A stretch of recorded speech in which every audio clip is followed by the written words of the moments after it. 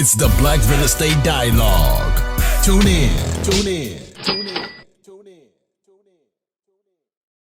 Would you say that like a lot of, well, I'm not sure if you know, but like, would you say a lot of these properties ended up in probate? Like they weren't necessarily passed to anybody or put in a So trust or you, something?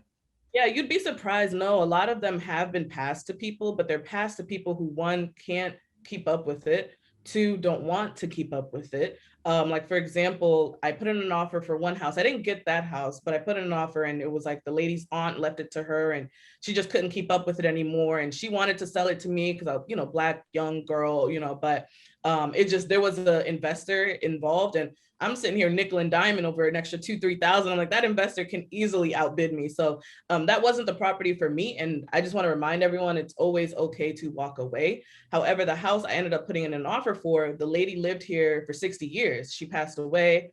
The son was the executor of the estate. He was ready to just get rid of it. I think, there were siblings involved. They all just kind of wanted to get their money and move on. So you'd be surprised. Most of these properties are legit. Like they'll leave it to someone who might just see a payout and be like, okay, I'll just sell it, So What I do you ended up, what do you think about that? yeah, no, I don't think that's a good idea at all. Yeah, That's the main reason why I actually even started Pachira Financials, was because I just realized that financial literacy was really lacking in our community. People didn't even know that you can put 3% down for a home. People didn't even know that there are first-time home buyer programs out there for you. People didn't know that don't over leverage, don't take out all this credit card debt, be mindful when you're taking out student loan debt, things like that. I felt like, a lot of people just don't know. And so for me, buying in Southeast was really important. So I mainly purchased in Southeast. That's where I look to. I like my community. I love the neighborhood that I'm in. It's predominantly Black. And I hope that it can stay that way, because there's a lot of money in a lot of these properties, and so for me, I always tell people, especially in Black communities, if you want to fight gentrification, if you want to fight all of these things, you really need to invest in your community and be mindful of that. absolutely. Absolutely. So talk to us about the one, the house that ended up working out. Yeah, so so the house, it was older. It had green carpet. Obviously it hadn't been renovated. They lived here 60 years, And I walked in and I said, it's not horrible. The thing that sold me about the house is the kitchen. It was actually a large kitchen addition. And the son, who was the executive of the will, he said that the older lady that lived here before me, she had dementia. So she kind of built that kitchen addition without telling them. And so they were like, yeah, we don't know why she did that. He seemed kind of annoyed, but I was like, that kitchen addition just sold that house for you. So so it was a big kitchen addition. I have an island and everything. That's really, really rare in DC. Like a lot of these historic homes were just built really small. So for me, that's what sold me. However, there was one issue about the home. The biggest issue was that it had radiators and there was no central air. So I told my agent, I said, I don't want a house with radiators because it's just going to be hard to sell. It was 2019, 2018 at the time, 21st century, can't have a house with radiators. I need central air. So he was like, well, you can ask them to install central air. The seller's agent mentioned if you want it installed, you can. And so I'm like, okay. So I put in my offer, pay closing and install central air. They rejected it, clearly. And my agent was like, the radiators, I mean, it gives the best heat. It may not even be the worst thing in the world, but I stuck to my guns and I was like, no. I definitely do not want radiators. And a week later, they actually accepted the offer.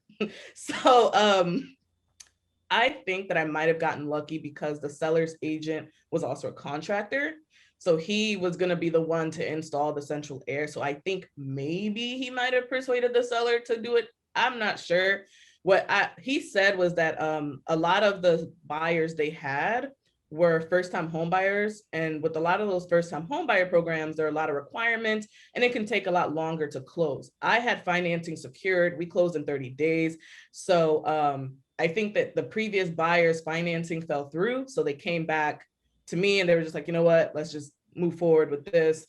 So he agreed to pay $14,000 towards installing central air. Now, this was so key to everything because that $14,000 literally is why my house is worth $500,000 right now. So I bought it for $335,000, and the house next door to me actually was purchased for $370,000, newly renovated. So for me, I already liked those numbers. I was like, okay, so the house next door is already, these homes already selling in the high 300s. I'm getting mine lower 300s. So I feel like it's a pretty good thing.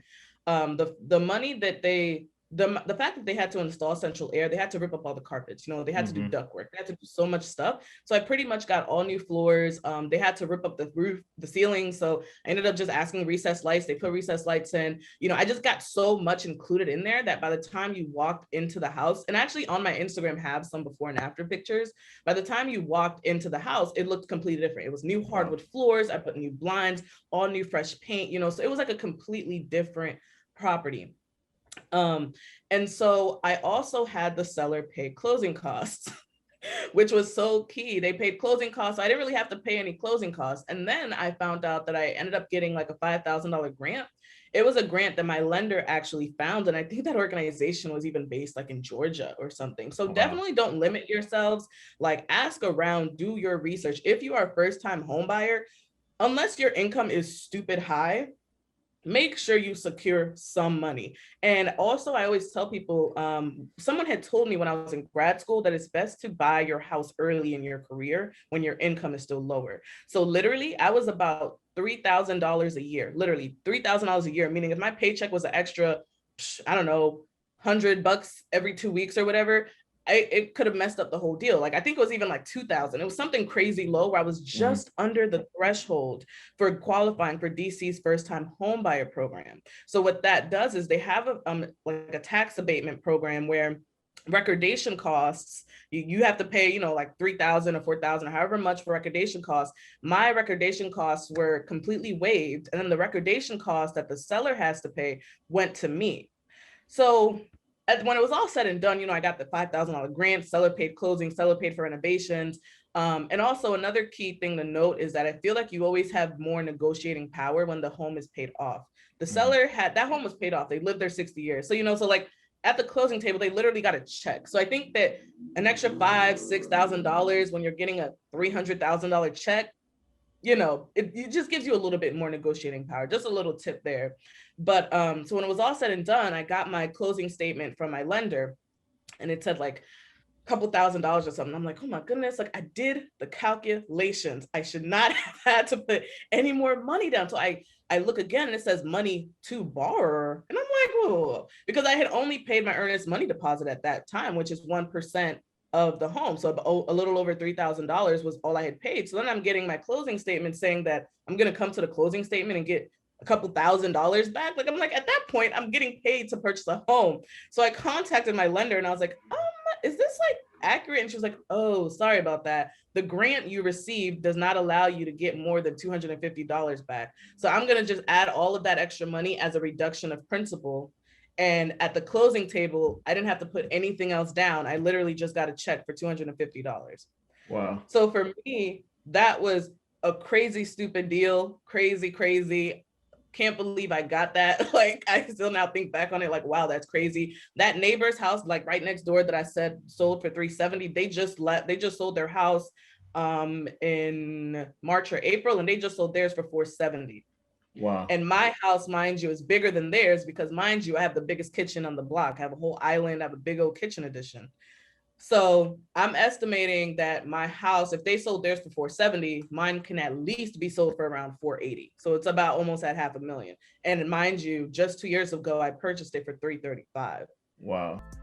Can you talk about the importance of location? Because it seems like, you had your eyes on Southeast DC for multiple reasons. But throughout the story, you mentioned a property next door that sold for a little more than yours did, and then one that sold for significantly more than yours did. Perhaps you could have predicted these things. Perhaps it's just a byproduct of choosing the right location where things are happening. So can you talk more about the importance of location? And location is key. In fact, I paid about $100,000 more for my property when I could have bought a house in Maryland. Like, I live on the border of DC and Maryland. So there are homes like 5 minutes away, $100,000 cheaper, just in a different zip code. And for me, I decided that I wanted to stay in DC because that zip code was really important to me. A lender told me, he was like, the DC market is one of the best markets you can invest in. Why? The federal government, we're kind of almost immune to a recession because it's a lot of federal government workers. So even in a recession, the federal government is always going to pay their bills.